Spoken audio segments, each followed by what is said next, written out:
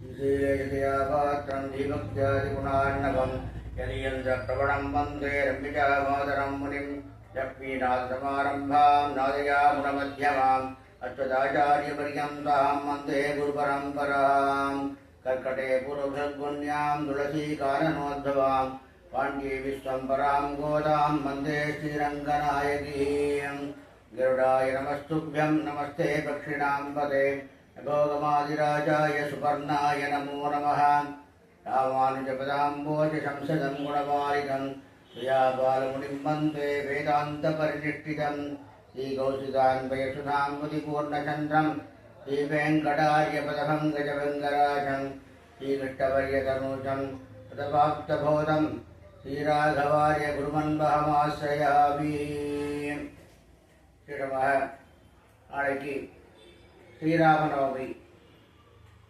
புனர்பூஷம் ரெண்டு சேர்ந்து வந்திருக்கு.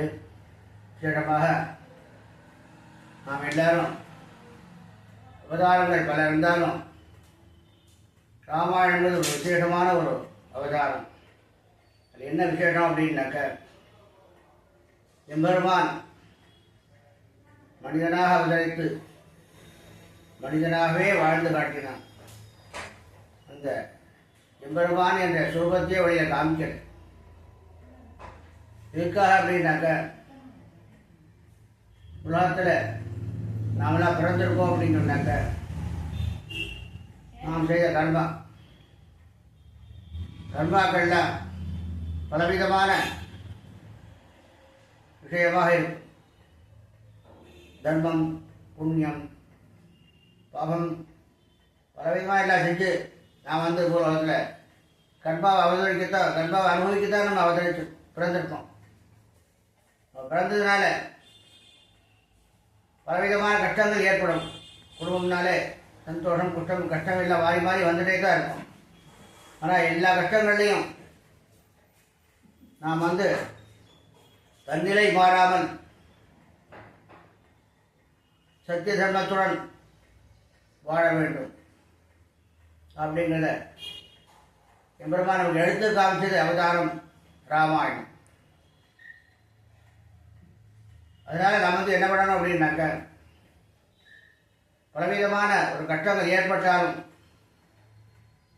இந்த விதமான ஒரு இடத்துல விரதம் இருந்து நான் எம்பெருமானை பக்தி பண்ணி ராமாயணம் படிக்கலாம், ராமாயணம் கேட்கலாம், சொல்லலாம். எல்லாமே ஒரு பெரிய விசேஷமான ஒரு தர்மம். தர்மங்கிறதுல பகவான் நாம என்ன பண்ணலாம் அப்படின்னாக்க சொல்ல முடியாது. அது மாதிரி பட்சத்தில் என்ன பண்ணுது அப்படின்னு கேட்டேன். அப்போ சொன்னார், ஸ்ரீராம ராம ராமேதி ரமே ராமே மனோரமே சகஸ்திரநாமதத்துல்யம் ராமநாம வரானமே. இந்த எம்பெருமானுடைய ராமநாமத்தை சொன்னாலே போதும், ஜபம் பண்ணாலே போதும், நமக்கு எல்லா கஷ்டங்களும் நமக்கு வெளியிடும். நாம் செய்த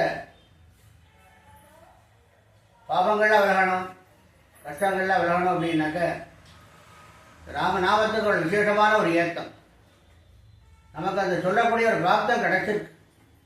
அதனால் நம்ம எல்லாருமே சேர்ந்து எம்பெருமானுடைய ராமநாமத்தை ஜபித்து இன்புற வேண்டும். ஆனால் இந்த சமயத்தில் எல்லாரும் என்ன கேட்டுக்கணும், ஒவ்வொருத்தர் நம்முடைய கடமைகள், கர்மாக்கள் இதெல்லாம் நம்ம விட்டுறக்கூடாது. தாய் தந்தையெல்லாம் இருக்கா, அவளுக்கு வயசானவா அவள் சாப்பாடு கொடுக்கணும் அப்படின்றத அவள் சாப்பாடு கொடுக்கணும். அந்த டைத்தில் இல்லை நான் பவன் நாம சொல்லிட்டுருக்கேன், அப்படி ராமாயணம் செல் பண்ணிட்டுருக்கேன், அதெல்லாம் கேட்டுருக்கேன் அப்படின்னா அதெல்லாம் தப்பு. கடமை செய்யணும். அதேபோல் கர்மாக்களை செய்ய வேண்டும். கர்மாக்கள்லாம் செஞ்சு கடமையாக நம்ம செய்ய வேண்டும். இதில் செய்ய செய்ய ஒரு ஜென்மங்களை சில பேர் இருக்கா, வயசானவா வாழ இதெல்லாம் எதுவும் செய்ய முடியாது. அது மாதிரி உள்ள வாழ்க்கை என்ன அப்படின்னாக்க, நம்ம இதை செய்ய முடியலையே, நம்ம என்ன செய்யலாம் அப்படின்னு நம்ம கஷ்டப்பட வேண்டாம். ராமனுடைய நாமத்தை சொன்னால் போதும். நாமத்தை எழுதும், எல்லாருக்கும் சொல்லிக் கொடுக்கும். நல்லதே பேசுங்க, நல்லதே கேளுங்க, நல்லதே நடக்கும். இதுக்கு நாம் எம்பெருமானுடைய இந்த பகவான் தான் நமக்கு தபஸ்வாத்தியாரிடம் தபஸ்வி வாக்விதாம்பரம் நாரதம்பரை பெற்ற வால்மீகி முடிக்குங்கமம் அப்படின்னு இந்த ராமனுடைய கதையை கேளுங்க. முடியாத பட்சத்தில் நீங்கள் படித்து பாருங்க.